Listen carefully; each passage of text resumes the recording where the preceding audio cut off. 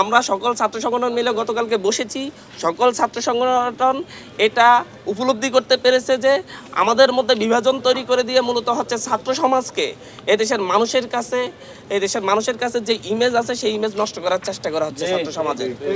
যার কারণে আমরা একটা কর্মসূচি হাতে নিয়েছি যে আমরা সারা দেশব্যাপী এক সপ্তাহ জাতীয় ছাত্র সংহতি সপ্তাহ পালন করব। সেই জাতীয় ছাত্র সংহতি সপ্তাহে সকল ছাত্র সংগঠন শিক্ষার্থীদের কাছে যাবে, তারা তাদের কাছে তুলে ধরবে ছাত্রদের একতা কতটা জরুরি। ছাত্রদের মধ্যে যে বিভাজন তৈরি করা হচ্ছে এটা যে দেশের জন্য, দেশের সার্বভৌমত্বের জন্য, দেশের মানুষের জন্য হুমকির, এটা যে গণঅভ্যুত্থানের স্পিরিটের জন্য হুমকির। যার কারণে আমরা বৈষম্যবিরোধী ছাত্র আন্দোলনের পক্ষ থেকে আজকে ঢাকা পলিটেকনিক দিয়ে জাতীয় ছাত্র সংহতি সপ্তাহ পালন শুরু করেছি। এখানে এসে আমরা ঢাকা পলিটেকনিকের স্টুডেন্টদের কাছে আমরা গিয়েছি, খেলার মাঠে গিয়েছি, আমরা ওনাদের ক্যান্টিনে গিয়েছি, আমরা ওনাদের ল্যাবের সামনে দিয়ে এসেছি, তারা যেখানে আড্ডা দিচ্ছে সেখানে গিয়ে কথা বলেছি। আমরাই শিক্ষার্থীদের কাছে গিয়ে তাদের কাছ থেকে জানতে চেয়েছি আসলে হচ্ছে ওনারা কেমন বাংলাদেশ দেখতে চাচ্ছেন এবং ওনারা এখন যে ধরনের সংঘাত সৃষ্টি হয়েছে এটাকে কীভাবে দেখছেন।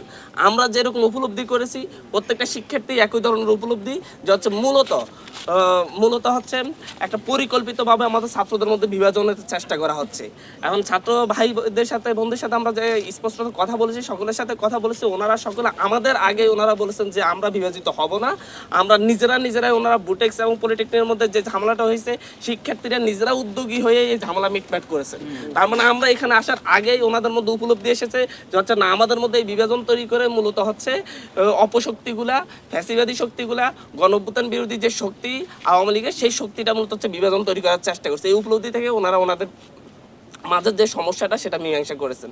সামনের দিকে কখনো কোনো দল মত এর কারণে কারোর সাথে বিভাজিত হবে না বলে এখানে ওনারা একমত হয়েছেন এবং হচ্ছে প্রাতিষ্ঠানিক যে দ্বন্দ্ব সেই দ্বন্দ্বেও জড়াবো না বলে একমত হয়েছেন। এবং আরও যাতে হচ্ছে কেউ অন্যান্য প্রতিষ্ঠানের কাছেও ওনারা এই মেসেজ পৌঁছে দিবেন যে হচ্ছে মূলত একতাই হচ্ছে ছাত্র সমাজের শক্তি, একতাই বাংলাদেশ, ঐক্যবদ্ধ থাকলে আমরা যে কোনো বিদেশি শক্তিকে, দিল্লির যে কোনো কারসাজিকে আমরা রুখে দিতে পারবো।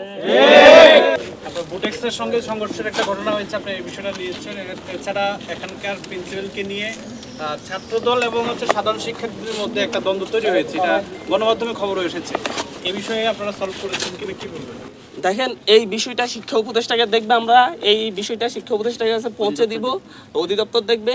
আমরা বলছি যে হচ্ছে যদি ফ্যাসিবাদের কোনো শক্তি আসলে হচ্ছে কোনো শিক্ষা প্রতিষ্ঠানে থাকা উচিত না। এই ব্যাপারে হচ্ছে যে কোনো তদন্ত কমিটি করে মূলত অধিদপ্তর, শিক্ষা মন্ত্রণালয় তদন্ত কমিটি করে দেখতে পারে যে হচ্ছে যে অভিযোগগুলো অধ্যক্ষের বিরুদ্ধে আছে এগুলো কতটুকু সত্য। এই ক্ষেত্রে হচ্ছে কোনো ছাত্রদল আর সাধারণ শিক্ষার্থীদের মধ্যে কোনো সংঘাত হচ্ছে বলে আমরা মনে করি না। আমরা মনে করি হচ্ছে কোনো উস্কানিদাতা আছে। আসলে ছাত্রদল বলেন, সাধারণ শিক্ষার্থী বলেন, ছাত্র শিবির বলেন, ছাত্র বলেন, সবাই একসাথে সাধারণ হিসেবেই কাজ করবে। সকলের একটাই পরিচয় ক্যাম্পাসে, তারা শিক্ষার্থী, কোনো দলের পরিচয় তারা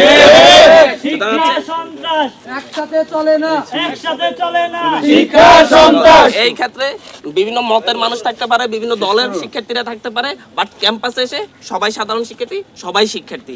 এই শিক্ষার্থীরা এক জায়গায় এসে তারা নিজেরাই নিজেদের অভ্যন্তরীণ সমস্যাগুলো সমাধান করবে। যদি প্রয়োজন হয় শিক্ষা মন্ত্রণালয়ের হেল্প নেবে, শিক্ষা অধিদপ্তরের হেল্প নিয়ে সমস্যাটা সমাধান হবে বলে আমরা আশাবাদ ব্যক্ত করি। অতি দ্রুতই হবে। আমরা এটা স্বীকার করি যে একটু দেরি হয়ে গেছে, তবে আমরা এর আগে একবার বসেছি, মাঝখানে একটা গ্যাপ তৈরি হয়েছে, আমরা এই গ্যাপটা পূরণ করব। আমরা যেহেতু আমরা নতুন রাজনৈতিক রূপরেখার কথা বলেছি, নতুন রাজনৈতিক বন্দোবস্তের কথা বলেছি।